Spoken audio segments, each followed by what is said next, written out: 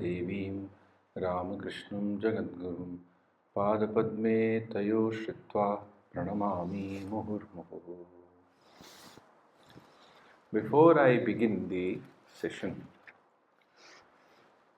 so if you have any question, we'll discuss that. Clarity from my side in the beginning of the discussion, you mentioned that avidya is the root of the karmas, as you said. And as you proceeded, then again, bit of contradiction, God says he is the root of the karmas. Okay. It comes to that it is the karmas begin from Brahma. Yes. Yes, it is there. Avidya is Brahma. Karma Brahmodbadam Vidhi. Right. Actually, here the word karma, Brahma could also mean the word Brahman and Brahma. They are two different words. Brahman is the ultimate reality. Brahman is the reality when it has taken the shape of an active principle, and that active principle is Brahma, Vishnu, Maheshwara. Each one of them is actually same Ishvara. So from the Brahma, Karma Brahmodvam Vidhi, Brahma Akshara Samudbhavam. And that Brahma again has come from the Akshara only. See, Avidya also has come from whom? It has come from that ultimate. Why it came, we do not know. It has come from there only. Though it again say Pashyame Yogameshwaram. It is such a thing. Although it is in the Brahman, yet it is not attached to Brahman. It is independent of it also. Because these are all very subtle connections that are happening there. Karma is, as I understood, is Rajaguna Pradhan. Rajaguna is Brahma, karma is Rajaguna. And we have to ultimately Gunatita. See, this is our aim. So how karma has the way? In the 18th chapter, which I want to take up in the evening, 18th chapter is also about karma. A lot of karma is spoken of. There, the three gunas, how they are related with this karma is also very beautifully explained. We'll take it up in the afternoon. But one thing is that karma is not just Rajoguna. Though karma, of course, we say that it is, karma can be affected by all the three activities, all the three gunas. So I was telling about the karma yoga when we were having the tea break. The karma yoga is what I am referring to is the 8 lectures of Swami Vivekananda, and the title of the 8 lectures together is called Karma Yoga. That Karma Yoga is a small book, but having a huge significance in our life. If you can take up that and read, you will find that you will have to read it several times to come to its core understanding. So Karma Yoga is Swamiji's 8 lectures plus some lectures on karma. For instance, karma, work and its secret. There's a beautiful lecture Swamiji gave in 1900 in Los Angeles. All these are part of the complete works. So I thought I'll tell something about complete works and then we take it up this. So the complete works, the works means, the literary output of a person. It's called works. So Swamiji's complete works include mainly his lectures and letters. These are major things, lectures, notes. And there are also sometimes some newspaper interviews, some poems, some small notes which the devotee made. So over the years, in last 100 and plus years, we have been able to collect, so first it came in 4 volumes. Then as the research went on with the devotees, especially in America and Europe, mainly in America. So there we got more and more material, and this was, just went on the organizing in some way. But there was a need which was felt around 30 to 40 years back. that we should organize this in a better way than just go on adding it like that. So it took lot of effort, lot of monks, I would say almost a generation of monks was involved in doing it. There was a committee of monks which was looking into it, and now almost 6 volumes are ready for this almost 30-40 years of work.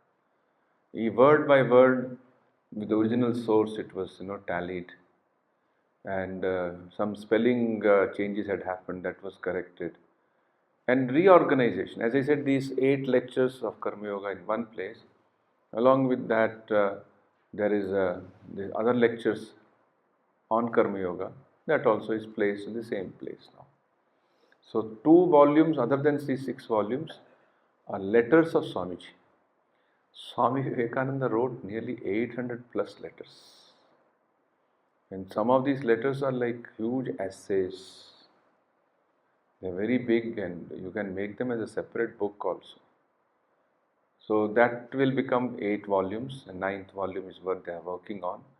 We don't know, in future, in some library, in some archives, in some personal collection, if something is discovered authentically, that will also become part of the complete work. So the 10th volume, who knows, it may come. So it is not a journey which has come to an end. It's a continuing journey. But basic thing we have been having for the last 70-80 years, these 4 yogas, Karma Yoga, Raja Yoga, Jnana Yoga and Bhakti Yoga, these 4 series of lectures. So as we read Swami Vivekananda, many of the ideas which we have about our dharma, about our philosophy become clear. Sister Nivedita has very rightly said that in future, whenever a Hindu mother will tell her child, look, this is what your dharma stands for, she will turn to the complete works. So wonderfully she has said it. This is the authentic dharma that you need to know about. Because Swamiji has put it in a huge perspective. Huge. He has gone to the West, he has seen the Western world. And today India is very much influenced by the West. Day-to-day life, we are so much having Manafar, Swamiji used to say, many of the books which we have written for Westerners are now written by the educated Indians actually. Because we have so many reasons why we are not exposed to these ideas in our younger days itself. Anyway, so this I thought I'll say before we begin, we take up the discussion. Coming to the path of action, the Karma Yoga that we have been studying. As part of this, we read this verse, Annad Bhavanti Bhutani. Let us understand this. I'll take up shloka by shloka. Annad Bhavanti Bhutani Parjanyadanna Sambhavaha Yagyad Bhavati Parjanyo Yagya Karma Samudbhava. The word Yagya we must take in terms of give and take. It's an act of participation. Even if you take Havan, जब हम हवन करते हैं, you light the fire, you are offering something inside the fire. That becomes a smoke. From a scientific drishti, it becomes a smoke. And some yajna shesha remains, some raak baad mein bach jati. But if you say, an experiment was done, even that raak has got, because there are so many shlokas are told, that rock has got some special quality. There was a director of IIT, Mr. Dr. N.V.C. Swami. He was a good friend of ours. He's no more. He had read Swami Vivekananda teachings very well, and he used to give lectures also for the IIT students. And he was widely read. When he was retired, he was dean of a yoga institute in Bangalore, Vivekananda Institute. So once he had come and he was mentioning that some German people have found that ashes created from the yajna or havan, they are having an ability to create better fertility in the plants when they are put in the fields.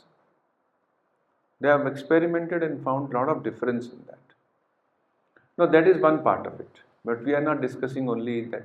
Yajna means you. What was the original idea of yajna? If you, as a homa, as a fire ritual, that you receive something, put in the fire, and then Agni Devata will take its results, its power.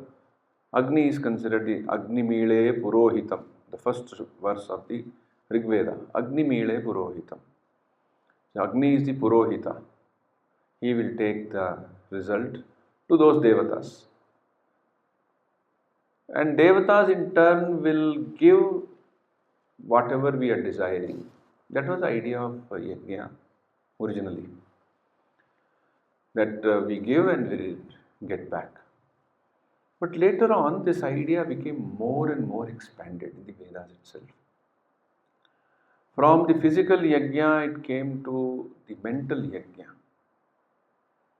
And from the mental yajna, further to the life itself. The whole life is nothing but receiving and giving. If we stop giving, we only start receiving, then we degenerate. Be it body, say body only receives, it doesn't expel, whether it be air or undigested food or anything, the body will come to its end. Likewise, the society also. I go on receiving things from society, but I don't give back to society. Now, society means both family or people or Samaj in general. Samaj. The word Samaj is a very important word. So it was said that this proper understanding is very proper cooperation and coordination, giving and receiving, is what keeps the society healthy. Now here we have the first verse which says, Annad bhavanti bhutani, all the beings are born from the Anna. How? You see, our bodies are made of Anna. Anna means food. How it is made of food? Is look at the food. Food, if it is left uneaten, if you don't have any refrigeration, it gets petrified very soon. It starts smelling. Likewise, when a body dies, when the prana goes from a human being's body, very soon it starts smelling. If it is not properly preserved. I have been to some places, where there's mortuaries or you get that stench, small, very dirty smell, stench. People are used to it, those who are living there. For us, it is a stench. How does the stench come? Because it's made of food. So, Annad Bhavanti Bhutani. And Anna, how does it happen? How does the cycle of food take place? Parjanyad Anna Sambhava. Parjanya means cloud. There is a Parjanya Yajna also. There is a cloud Yajna also mentioned in the Vedas. So, from the Parjanya is born the Anna. And how does the Parjanya or the cloud take birth? It takes birth from Yajna. Now, if you take on today's idea of environmental protection, issues related with whatever we are creating differences in the environment imbalance that is happening. That is because we are taking more from the nature than giving it back, cutting more trees than planting, taking the pure air. When the COVID came, they said how much of free air we get every day. We come to know only when there was COVID. When people had to, install that machine, oxygen machines, then only they will survive. So how much every day, year after year, we are getting free air from the earth. But what are we giving it back? At least we are protecting. Are we protecting that it doesn't become dirty? It doesn't get polluted? Often we don't pay attention to it. Our awareness of the environment is also rather now some education, it comes, generally it is not there. Whatever, Parjanyad Anna Sambhavaha, and then Yajnad Bhavati Parjanyo Yajna Karma Samud. How does the Yajna happen? It happens through the creators. Creator who is again rooted in the ultimate God. They are not separate, but each one as if kind of taken a different shape. Karma Brahmodbhavam Vidhi. Know that action is created from the Brahma. Here the word Brahma is translated as Vedas, which means knowledge. And Brahma Akshara Samudbhavam. And the Vedas are created from the Brahman. Now, the general idea of Vedas is that they are exhaled by the Brahman. As we inhale and exhaled, Nishrista, it has been given out by the Brahman. Tasmat sarvagatam Brahma nityam yajne pratishtita. Therefore, the omnipresent Brahman is always present in all sacrifices. Sacrifices is what we call as yajna. So behind everything there is a presence of God. In there is a popular verse. It says that Yasmaret Pundari Kaksham Sarva Yajneshwaro Hari Tasmin Tushte Jagastushtam Prenite Prenitam Jagat. So Hari, God Himself, is present behind all actions. Tasmin Tushte. If you make Him Tushta happy, then all things are happy, all things will take care. The point is that God is present behind the whole process. It is Swami Vivekananda in Karma Yoga gives an example. He says, suppose in this room there is air and we find somewhere that the air should not go out and no air should come in. We make it so airtight. Then he says, very soon it will become poisonous. Same way in the world, when we receive things and we don't give back, that makes our life poisonous.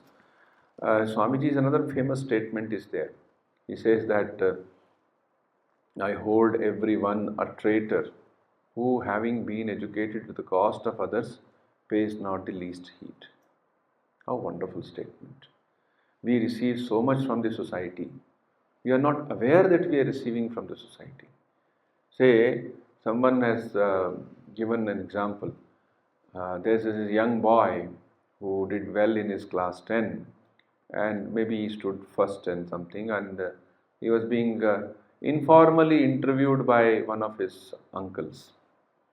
So, my son, how did you get these marks? Whom do you give a credit to for your success? He says, I give credit to my teacher who taught me so well, and I give credit to my mother who took care of all my needs. I am grateful to the doctor uncle who was always there if I get a headache and all that. Anybody else? The boy thought over. He said, I've heard that many schools don't get textbooks, but I've got the textbooks on time. So I'm grateful to those textbook writers also and the suppliers. Then he says, further you think, who else could be connected to your success? Then the boy is intelligent. He thinks over and says, oh, there are so many things. The electricity department is connected with my success. I could study because there was electricity at night.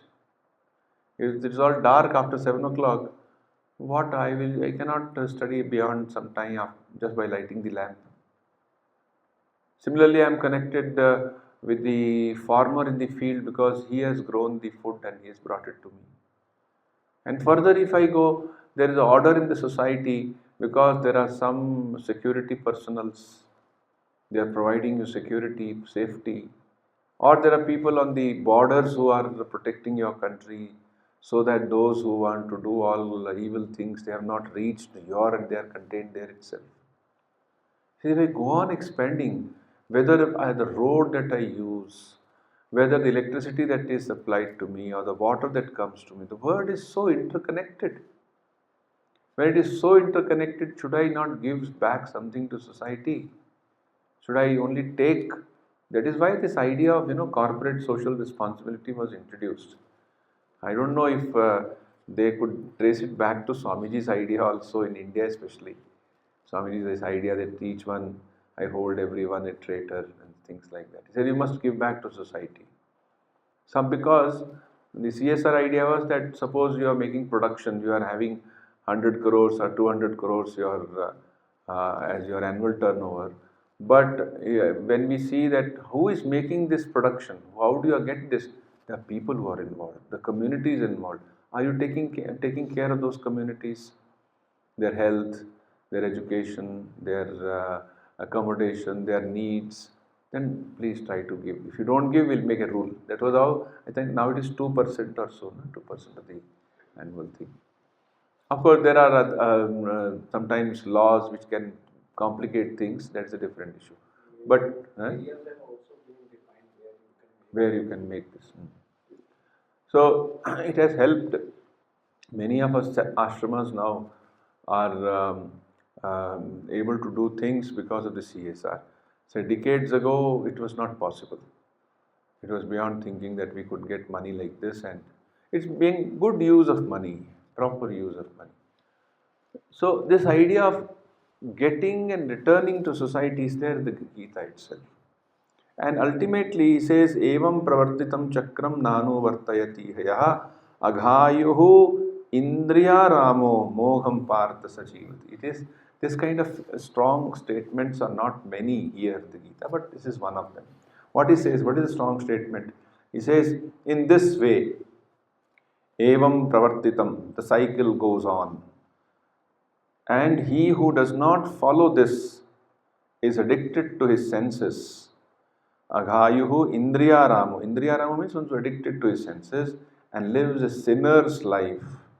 Mogham partha sajivati. He lives in vain.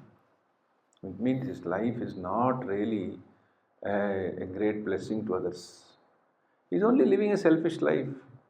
He only is maintaining his body and looking after his needs. He has got resources, he can do that. From the viewpoint of spiritual life or spiritual ideal, he is actually living a very, very selfish life, which is essentially a life in vain. He has not done anything for others. There was an interesting incident which I heard from a gentleman. He said in a class he was conducting, there was a chemistry class in Bangalore. So he said after the class, he paused, let me have a change. And he asked those students there and said, Acha, I'll take some time off and I'll ask you a question. He said, yes, sir. How many of you know the name of your grandfather? Please raise your hand. Almost 80-90% raised. Wonderful. You all know the name of your grandparents. Now, how many of you know the name of your great-grandparents? That came down by only some 10-20% knew about it. Further, how many know the name of your great-great-grandparents? Hardly 2 or 3. Then further when he asked, it was all silent. Nobody raised his hands. Then he said, Arey, why? Why don't you raise the hands? After all, your own grandparents, your own lineage, your own great-great-grandfather, you should know their names at least. There was silence. Then he said, now I ask you, do you know the name of Buddha? All raised the hand. Of Jesus? Yes. Of Ramakrishna, Vivekananda? Of Guru Nanak Dev? Yes. Chhatrapati Shivaji Maharaj? Yes. So how do you know their names? They are nowhere connected with your family. Then, though there was silence, one little girl got up and said, Sir, knowing the names of my own grandparents, great-great-grandparents, what is their test? They lived their life, selfish life. But these people lived for others. That is why we remember them, sir. He said, you have got the point now. You got the point. So you should also live for others in order to be remembered by others, truly remembered by others. If you have lived only, you will be remembered only in your family. And the world is so uncertain, how suddenly things go off. No trace remains. Anityam khalu jivanam. That is what the reality of this world is. Anityam khalu jivanam. This jivanam, this anityam. So the more one works for others, psychologically also they say, if you are If you want to attain some satisfaction which is more satisfying than only getting the external thing, said you must find an ideal higher than your own ego, your own selfish ego. Then only you will find satisfaction. The more we try to find satisfaction only in our Swami Vivekananda's famous statement the other day, I was reading the fifth chapter of the Karma Yoga. He says, man foolishly thinks that he can make himself happy by living a selfish life. But after years of struggle, he comes to realize that he can become happy only if he can bring happiness to others, which means he has brought a sense of satisfaction to others. These days, they take the help of neuroscience to explain these things. Very interesting it is. In neuroscience, they say there are some parts of the brain which get satisfied when you do something for others. Altruistic activity, they call it. When you do something for others, there are some the names they give for that, technical names, chemicals and brain parts. So they will feel very satisfied. So this means the man was somewhere, he was so designed that he should work for others, he should live for others. Swamiji's famous statement given in the letter written to the Raja of Mysore, my young prince, the vanities of life are short. They alone live who live for others, the rest are more dead than alive. This you find in the actually roots and the Bhagavad Gita. And Swami Ranganathan used to quote it very, very often that they alone live who live for others, the rest are dead, more dead than alive. Mogham Partha Sajivati, almost same thing, but Swamiji's remarkable translation. There are some people, when you're speaking of the two Vividha Nishtha, who possibly need not do any activity. The economy of life is such that they will be taken care of. Who are they? The next verse says, I just had referred to, but I was looking for the right shloka. It comes here itself, 17th shloka. Yastu atmaratireva syad atmatriptascha manavaha atmanyeva cha santushtaha tasya karyam na vidyate. For him there is no karya.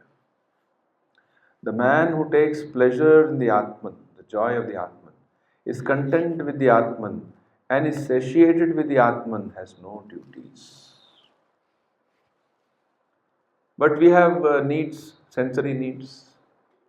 We have pleasures. We have ego needs also. By the by, I wanted to mention that there is a pyramid of hierarchy of needs, which is quite close to our idea of, the Purusharthas. This is by Abraham Maslow.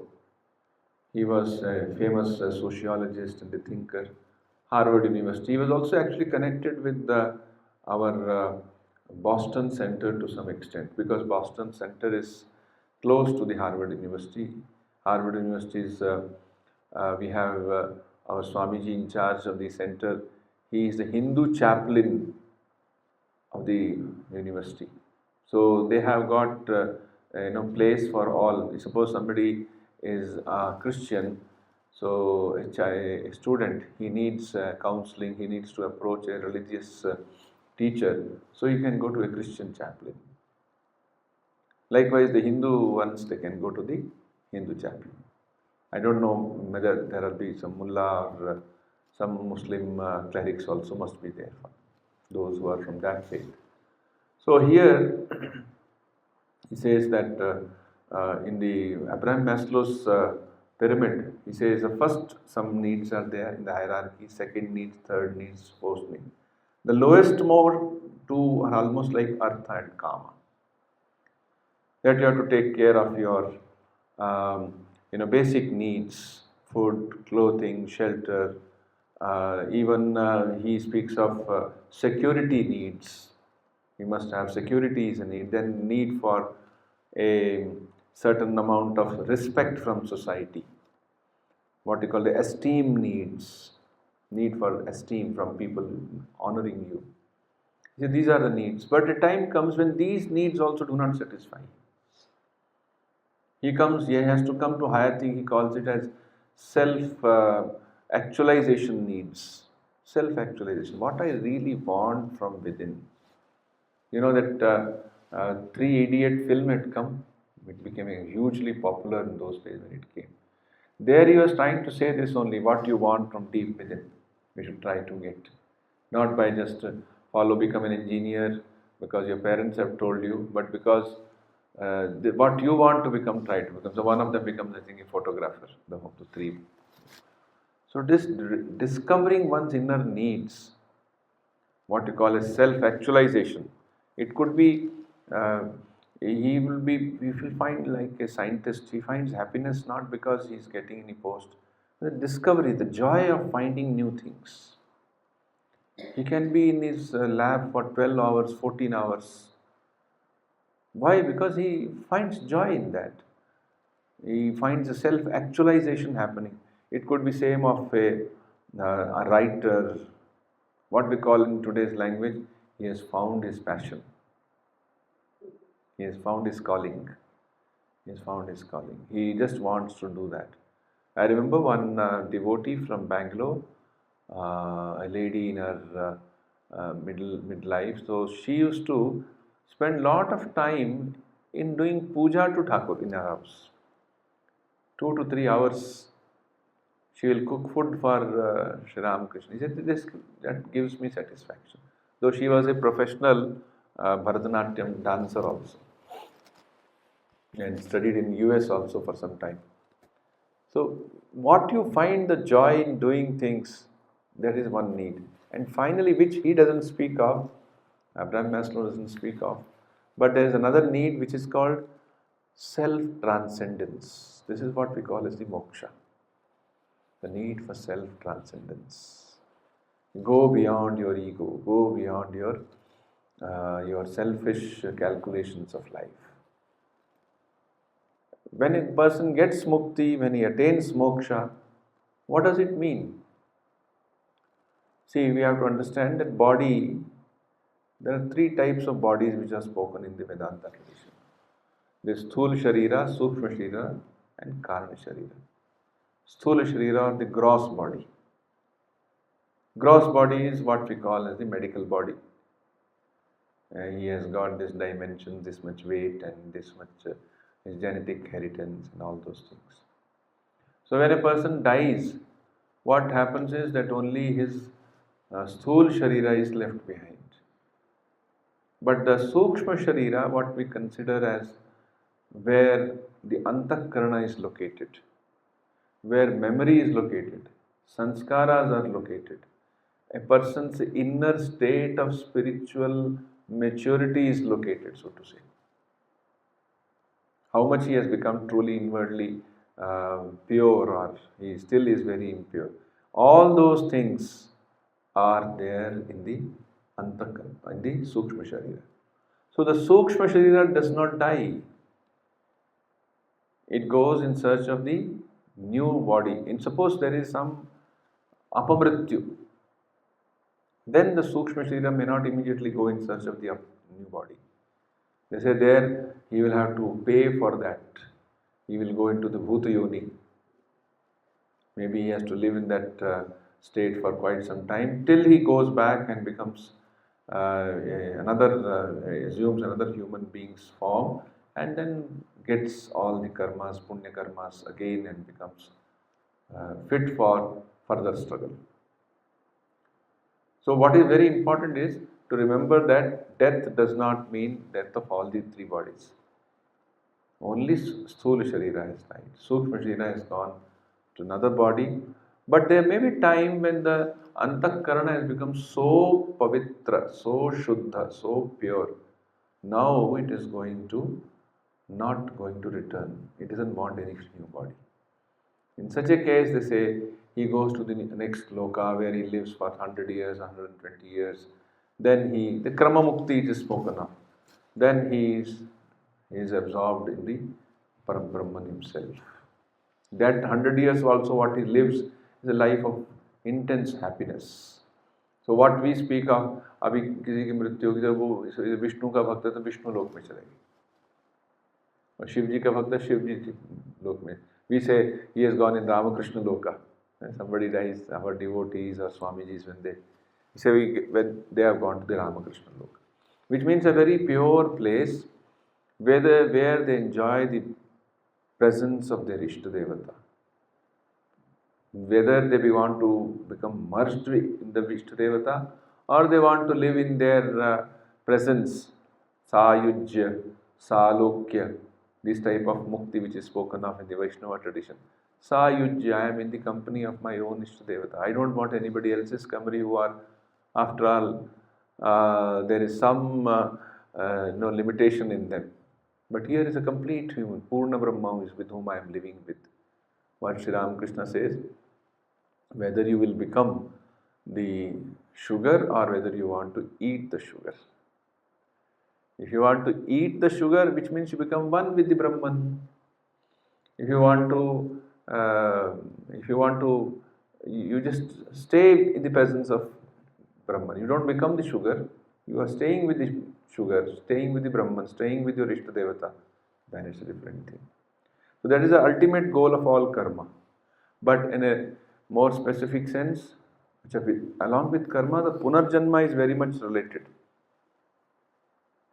Without Punarjanma idea, you cannot think of karma theory finding its complete. I can discuss a little about in the afternoon session about the Punarjanma idea, because how it is spoken of in the Gita, though we don't pay so much attention, we don't want to discuss, but there is an idea of Punarjanma which is essentially a part of our whole philosophy. Almost another 5 minutes are there. If you have any question, please let me know. It is still 12 o'clock, no? 12 o'clock, 12 till 10. So we can discuss it, no problem. Do you have any questions? Yes.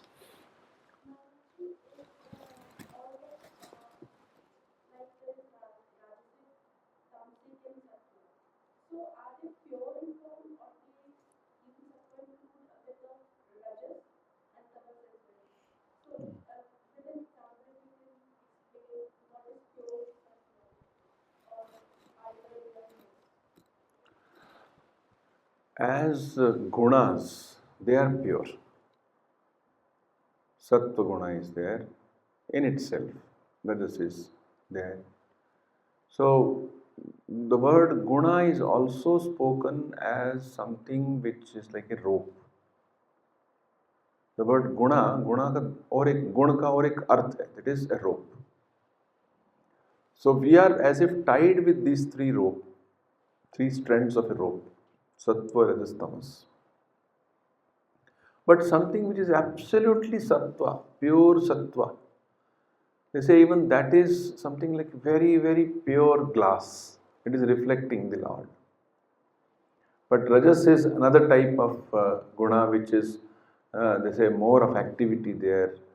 Ashana, which means there is so much of desire. Some people have so much of ambition, very rajasic. Sri Ramakrishna says, in Bengali he puts it that rajas bhagwan ke bhuliye daye. Too much of rajas makes you forget God. And tamas is simply a state of inertia, state of no activity, a gloomy view of life. Swami Vivekananda, when he went around the country, he found most of we Indians are very tamasic. But we think we are very sattvic. That is why when he came back from the West, he said, rise, awake, do something for your country. Because there he did not speak about, when he went to the West, he spoke about Karma Yoga, Raja Yoga, Jnana Yoga. He gave more of knowledge there. But here when he came, here also he gave knowledge, but here he said more of activity. He said from Rajas, from Tamas you must come to the state of Rajas. Now essentially speaking, these three gunas are part of Prakriti. Triguna, Prakriti.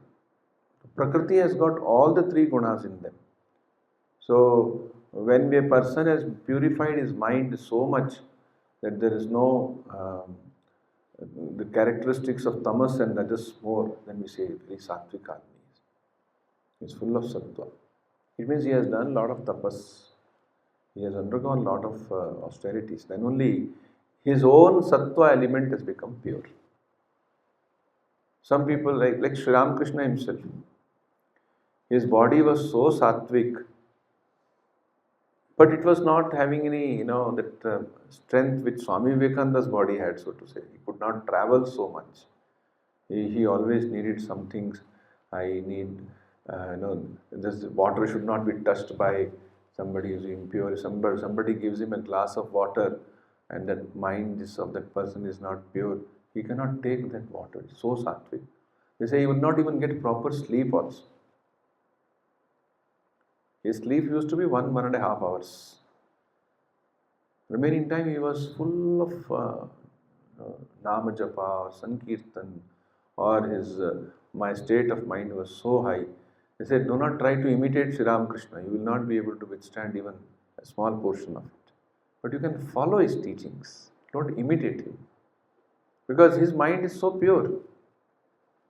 His mind is so pure that tamas is not there.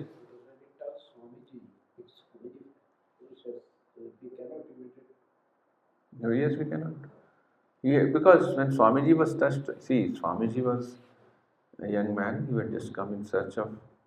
Then when Sri Ramakrishna found that he was having his divine nature also, he could see through his past. He was one of the Saptarishis, Ishwar Koti. So he thought, let me remind him of this right now. So when he touched him, so he got an experience that everything is moving, grounding, and his father, mother, he himself, everybody is now disappearing. He said, "ये क्या कर रहे हैं भाई मेरे को?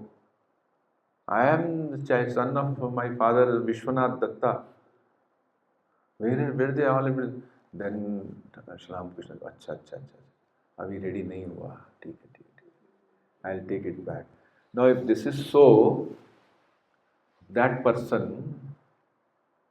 Think of we people, if we are come in touch with some higher experience, very difficult to withstand that higher experience. People say we should have that experience very quick, but are we ready for it? So all these things like whatever spiritual practices we do, they prepare us for that experience ultimately. One more insight I would like to share with you, which one of our sadhus once he gave. Say Swami Vivekananda, as you said, you refer to that experience of Sri Ramakrishna where he saw him as a Saptarishi. That Sri Ramakrishna became a baby from the pure atmosphere of pure consciousness. And he called one of those 7 rishis, says, I am going, you also come. Now if you take this, I hope you know all of this incident you know. Now, if you take this at a very face value, isn't it something remarkable that a person with this kind of background, he is Saptarishi. Sometimes it is also said he is Shiva Avatara because his mother used to pray to Lord Shiva. There is a temple, there in the Kashi. It is very close to Sindhya Ghat. And there his mother used to go and pray. His mother's side, some aunt used to go and pray. So that Shiva, when Sri Ramakrishna actually saw a light coming from Kolkata, from Kashi to Kolkata, and said, now my man has come. Now it will happen. These are all mystic things that happen. So when he came of age, as a young boy, fine. But when he came of age, he was in 18, 19, 20. How come such a person start doubting the presence of God? He says, Bhagwan hai ki nahi hai? What a remarkable thing. Maya can make a man who is from that background forget that there is a presence of God or not. It was like a lesson for all of us. A lesson for all of us that look, if we doubt the presence of God, there's nothing very big, because Maya has entered on your surface of your mind so well. From this argument, from that argument, we make our own belief system, and there we said no, as he said in the beginning from the Kathopanishad, Ayam loko asti na par iti mani. That this word alone is truth, the word of my senses, word of all the worldly things. There is nothing called higher word. But then, once the purity happens, as to your question, one thing which I remember from the Gospel of Sri Ramakrishna, he says that pure mind and Atman are same. And mind is called in the Bhagavad Gita as Sattva, because they say of the all three elements, the Sattva element is the most refined, most subtle, and most pure by its very definition, Sattva. So Sattva anurupo bhavati Shraddhaha. Gita it comes. Sattva anurupo. So Sattva means their mind. As per is your mind, if mind is having more Sattva, then your faith is very sattvic. What is that faith? The sattvic faith is explained in the Gita. If your mind is having lot of rajas, then your faith is very rajasic. What is rajasic faith? That is also given there. So also tamasic. So the pure mind is almost like it has got no disconnect from the Atman itself. So purpose is that somehow we should make our mind attain that state. Do this either by work, which means Karma Yoga, or worship, which means Bhakti Yoga, or psychic control, which means Raja Yoga, or by philosophical thinking, which is Jnana Yoga. So Jnana Yoga, Karma Yoga, Raja Yoga, Bhakti Yoga, ultimately they all lead to one thing. They sound as different paths, but each path also has got certain stages, like steps. Each step you have to follow. So first step, like in Raja Yoga, the first step is that there is Yama and Niyama, which is actually fundamental to all paths also, but there it is more emphasized. What is Yama and Niyama? Basic is that you have follow certain ethical and moral purity. 5 Yamas, 5 Niyamas. 5 Yamas means Satya, Ahimsa, Brahmacharya, Aparigraha, Asteya. Then similarly you have got the 5 steps in the Niyama, which is Shaucha, Santosha, Tapaha, Ishvara Pranidhana, and Swadhyaya. Yes, each one of them we can explain. Actually, they are very important. We must know that. I'll try to refer to it in the next class. So, when a person, this is the first 2 steps. Then comes asana and pranayama. Then comes pratyahara and dharana, and then dhyana. Dhyana is the 7th step. Some people mistake yoga only by this Dhyana. post. They say only dhyana. They but can't jump it. You can't jump it. So even though we might be able to sit for meditation for quite some time, we might be able to think, yes, we have sat for a long time. But until we have the purity of Yama and Niyama, that will not really bear any proper results. So we had this great Swami Atmashraddhanandaji of the Ramakrishna mission. He would say, you should be moral in the beginning, moral in the middle, and moral at the end. How beautiful and how simple. So now I have become so big that I don't need to follow any moral principle. This is never at its come. I may go beyond certain do's and don'ts of the external world when I have attained that, but I will not compromise on moral principles. That is something which makes it very clear. So, all the 4 yogas are interconnected somehow. They are, because they are connected with the human faculties. Karma Shakti, Jnana Shakti, Bhava Shakti, Vichara Shakti. All these Shaktis are in us. And when we follow each of these yogas, they are actually on these Shaktis, on this path of Shaktis only.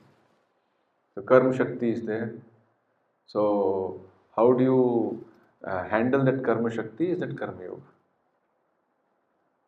Similarly, another thing which Swami Vivekananda says in Karma Yoga lectures, he says is, this is one thing to which all the yogas lead to. He says it is unselfishness. Nishkam Bhakti. It should make you, he says, the chapter is called non-attachment is self-abnegation. Self-abnegation. So what is self-abnegation? It's my ego, my other things which my lower self is trying to express. That should become less and less and less. Then only I have attained the goal of the yoga. If that has not happened, then the goal of yoga is, although I may have made some progress, but I have not attained the goal of yoga.